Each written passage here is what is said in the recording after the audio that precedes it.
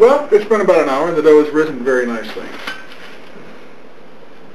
We use one of our dough scrapers, these are available on the website, to get the dough out of the bowl intact, and then we'll start making our breads.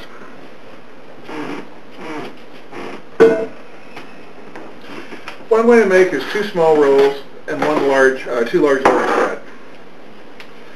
So let's cut it into about 3 more or less even pieces. If I was doing this commercially, I would of course measure these very carefully, but this is just for fun and for communion tomorrow.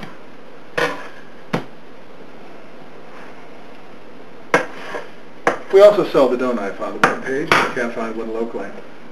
The easiest way to form a round loaf is just to tuck the dough under. This stretches the surface, pulls it nice and tight. In a very short order you have a nice little ball of dough. Pinch the bottom to seal it. You have a roll.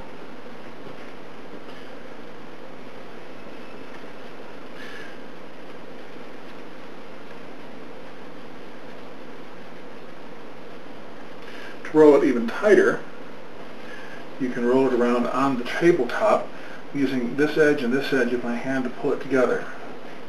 However, there's a bit much oil on the tabletop, so it's not working too well. We'll do the same thing with the larger pieces.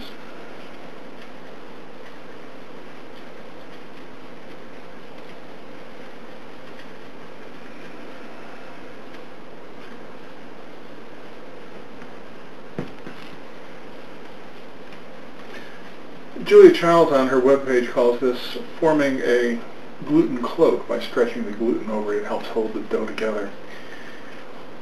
Once we have the loaves ready,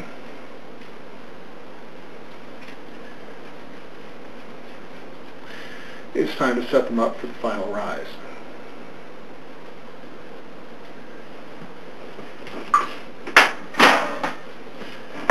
I like to use baker's parchment to keep the bread from sticking to the pan.